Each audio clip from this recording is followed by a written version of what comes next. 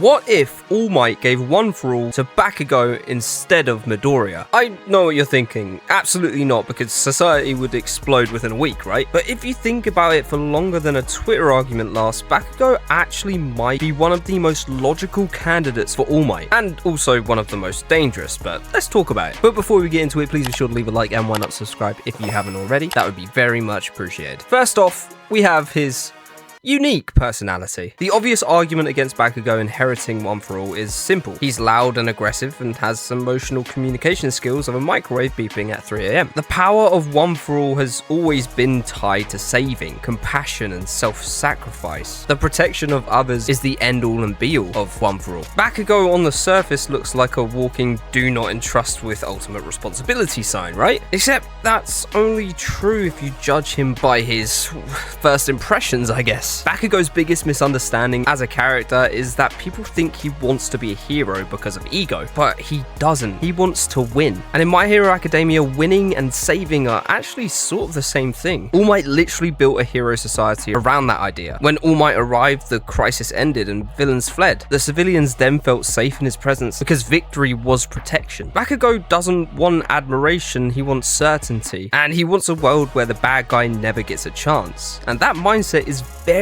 compatible with One for All. So let's compare the two candidates. Midoriya's heroism is empathy first, whereas Bakugo's heroism is responsibility first. Midoriya sees someone in danger and thinks, I have to help them even if I get hurt. Bakugo sees someone in danger and thinks, this situation shouldn't exist in the first place, so I'll overpower it completely so it never happens again. One for All isn't just a rescue power, it's a deterrent power, and All Might didn't just save people, he prevented crime by existing. Villains surrendered because fighting him was pointless. That psychological effect is something that Bakugo understands instinctively. He naturally projects dominance and confidence, and criminals would fear confronting a hero who actively chases fights rather than reacting to them. Ironically, Bakugo might recreate All Might's symbolic role better than Midoriya could have early on. But here's the first real problem: power amplification. One for All multiplies what's already inside the user. Midoriya gained confidence because he lacked it, whereas Bakugo would gain validation, and that is very, very risky with someone like Bakugo. Early series Bakugo with One for All is basically a guided missile with strong opinions because he already pushes himself beyond safe limits without needing super strength. So if you give him a quirk that rewards recklessness, then he'd try to solve every problem by hitting it harder. But the funny thing is, it would probably work.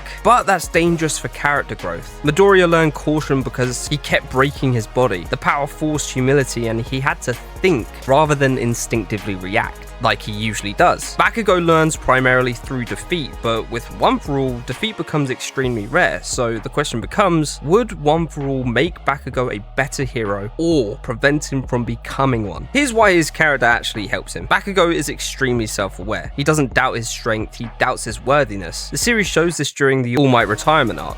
Bakugo internalizes responsibility hard and he doesn't blame others for failures. He blames himself immediately and intensely. That trait matters because One for All requires not just courage but accountability. The user carries society's expectations and the consequences of their mistakes. Bakugo wouldn't just shrug off collateral damage. He'd obsess over it, and he would train harder than any previous holder, not just to prove he's strong, but to prove he deserved the power in the first place. And that pressure is actually very similar to what All Might carried. People often think that Midoriya inherited All Might's kindness, but Bakugo actually mirrors All Might's burden. Another huge factor is combat intelligence. Bakugo is arguably the best natural fighter in Class 1A. Not the strongest, but smartest in combat, I would say. He reads movement patterns instantly, predicts reactions, and adapts mid-fight. One for All is a difficult power because it's raw energy, right? It's not precise by default. Midoriya had to invent control methods like full cowling and shoot style. Bakugo probably reaches control usage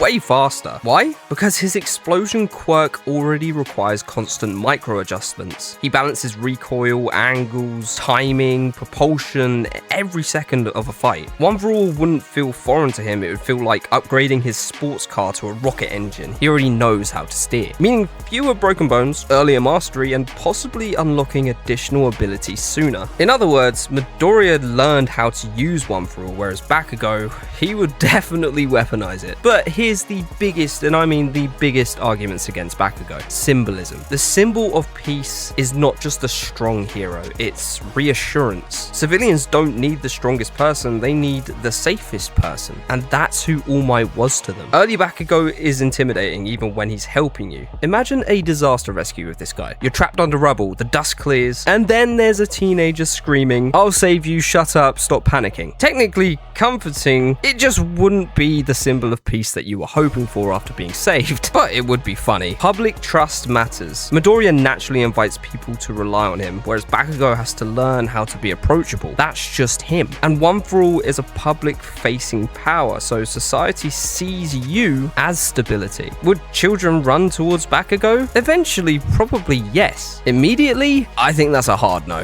However, and this is important, Bakugo actually develops one of the most underrated heroic traits in the series. He is reliable when it comes to fighting and protecting people. If Bakugo holds One For All, villains wouldn't test him repeatedly, not because he's merciful, but because he's decisive. Crime rates would probably drop much faster simply due to intimidation from the guy. It's a different kind of peace, I guess. Midoriya does create hope with this quirk, however, Bakugo would definitely create security. And, you know, both are valid. There's also a side effect that might come into fruition if Bakugo was the inheritor. Midoriya without One For All doesn't stop being heroic. He becomes analysis focused, support orientated, or a tactical hero. The story changes from a powerless boy who gains power into a genius strategist who supports the strongest heroes alive. And honestly, that partnership with Midoriya as a support and Bakugo as the symbol of peace might actually resemble All Might and Night Eye in a healthier form. Bakugo isn't good at emotional reflection, but he listens to people he respects. Midoriya constantly studies quirks, and together they compensate for each other's weaknesses. One becomes the shield, and the other becomes the brain. One For All has never just been about an individual, it's about inherited will. Bakugo having the power wouldn't erase that, it would shift how it manifests.